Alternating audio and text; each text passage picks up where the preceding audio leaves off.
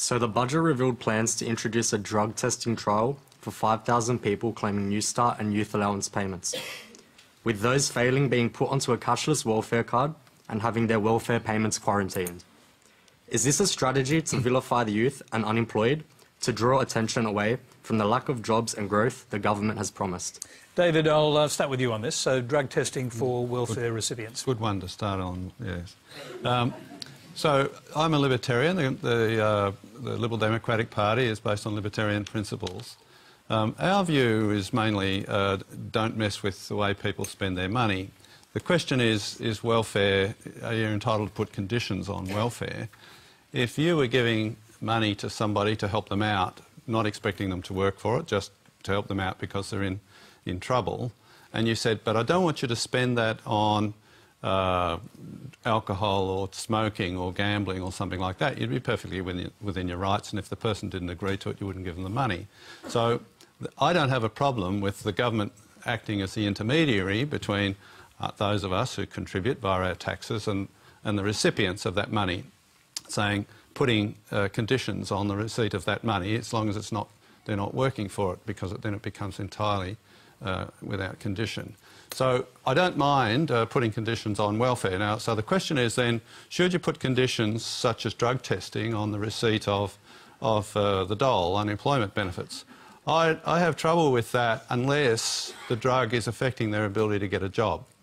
I really can't see how marijuana, for example, unless you turn up to an interview stoned, I can't see how it would affect your ability to get a job. And in any case, we are now on the point of, or starting very slowly, far too slowly, using marijuana for medical purposes. So what happens if you're taking it, to control pain or epilepsy or something like that?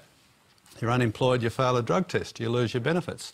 The only drugs that I think would fall legitimately into that category are the ones that would prevent you from getting a job. OK, Anthony Albanese. Well, I'm concerned about the motive, essentially. Is it a good thing that people are encouraged to get off drugs? Yes, it is. How do you do that? Rehabilitation, programs, intervention. Is there any funding for it arising out of this, or is this just another, Well, it's a pilot program, so you presume that if the pilot goes well, there'll be funding. Well, the funding should be there from the beginning, I would have thought. This came from nowhere, and this government does have a bit of a track record of vilification of people who are receiving welfare benefits, and I'm just concerned that this is the latest instalment of that.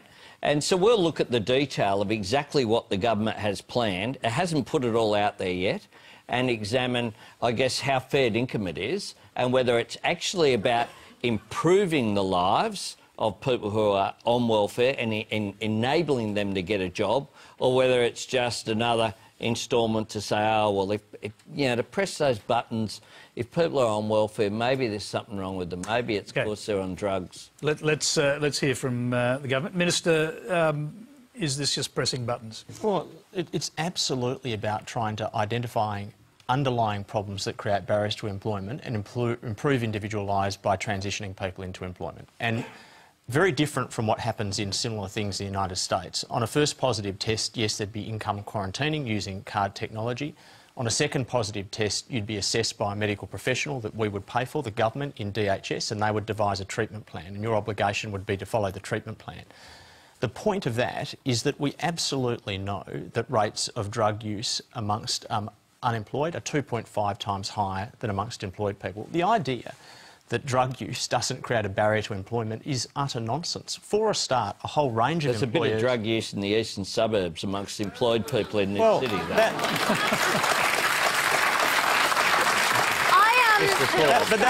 may well be the case. I actually had an idea. Why can't you suggest Why don't all the politicians in Parliament do a drug test, as long as this policy is there in place for welfare users? Why don't you guys lead by example? I'm very happy to take a drug test, right? But that decision's not up to me. But look, the fact is that we know that drug and alcohol misuse creates significant barriers to employment. And I tell you what, being in charge of the system happens at the moment with people who use drug and alcohol, and it creates a barrier to employment. We box them up, we pay them a welfare check, and we don't do anything for them.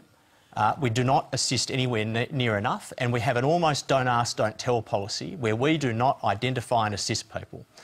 So this is a trial for 5,000 people in 3 locations around Australia, designed to try and identify those people whose drug and alcohol misuse is creating a barrier to employment, and actually do something about it for the first time. But let me assure you that what the system does now is it sets and forgets you if you've got a drug and alcohol problem. Last year, the number of people using drug and alcohol as an excuse for not turning up to something like a job interview increased by 130% in a year. Right? That is not in the best interests of people inside the system. So you identify, you assist, and you do this in a way that is not about stigmatising or vilifying anyone. And the fact is that a whole range of employers in Australia require you to be drug-free. So if you want a job at Linfox or any transport or construction or mining company, the fact is that you'll have to take a drug test. OK. And when you take that drug test, what happens then if you prove positive? You lose welfare, your life gets worse. We're not taking welfare off anyone, right? Okay, so on a first test, we quarantine. To get better or into rehab. Like, all you can do is have an open door policy where people can walk through that door when they're ready to walk through that door. And I believe as a society, it's our job to support people until they're ready to do that, in the hope that one day they will. I mean, to me, this is one of the worst ideas I've ever heard. I'm sorry, but I really think that it is daft.